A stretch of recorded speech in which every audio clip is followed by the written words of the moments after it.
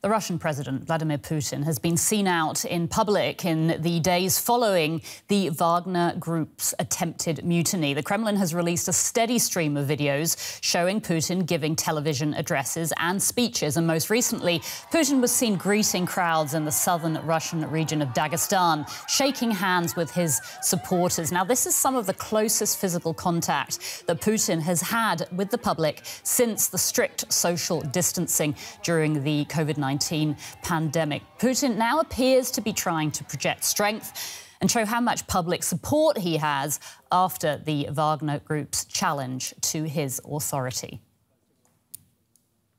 And now new revelations are emerging about the Wagner Group's armed uprising. The Moscow Times is reporting that the Deputy Chief of Staff of Russia's armed forces has been arrested. The paper says that General Sergei Surovikin is being held on suspicion of involvement in Yevgeny Prigozhin and his Wagner Group's rebellion. The New York Times has also reported that Surovikin had advance knowledge of Prigozhin's plans. The Kremlin is denying the allegations and is maintaining military commanders are united behind President Vladimir Putin.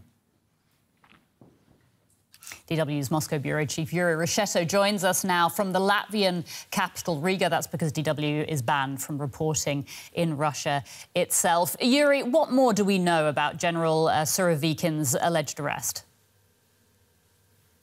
Well, there are indeed, Anya, some reports even on Russia's propagandist Telegram channels about his alleged arrest. Allegedly, neither Surovikin himself nor his security service has been responding for more than 3 days already, and that's why he supposedly or allegedly has already been put in jail. But we can't verify these reports. General Sergei Surovikin is a senior military man. He used to be the commander of Russian forces in Ukraine at the end of last year and at the beginning of this year. He is supposed to be one of the best military officers and was honored by President Putin personally. Some experts seem to agree that Surovikin could have taken part in Prigozhin's coup. They argue that Prigozhin's protest was well prepared and probably supported by the army.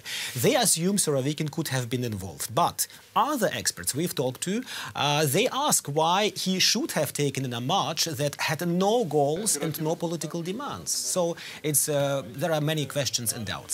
All right. Now, but if this arrest is confirmed, would it suggest that Putin has started to purge those close to him who were involved in the revolt?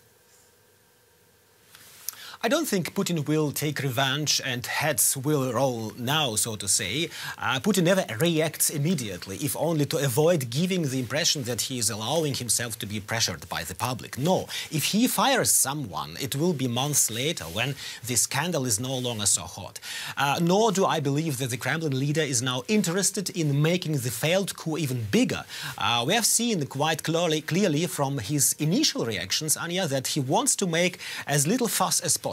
He even thanked the Wagner soldiers in his speech for finishing their march, and this although he had threatened all putsch participants and supporters 1 day earlier. So the Kremlin wants to forget the coup as soon as possible, at least publicly, and demonstrate business as usual. OK, but we are seeing pictures of Putin out and about, greeting his supporters. What's the message that he's trying to send by being in such unusually close physical contact with people in recent days? Well, that's true. This physical contact used to be an absolute no-go for Putin for years. He even got the nickname of a bunker president recently because he had ruled from his bunkers in Sochi and near Moscow. The only thing you got from him from time to time was his televised speech and his staged meetings with selected people in the Kremlin. So you don't have to be an expert on Russia to understand that things in Russia are not going that way that Putin would like right now. And this sudden closeness to the people shows that he wants to regain, obviously, his popularity by any means necessary. First, Putin reaches out to those who tried to embarrass him in public. I mean, the Prigozhin soldiers. He let go them. Then he thanks the army, and now he is reaching out to the people.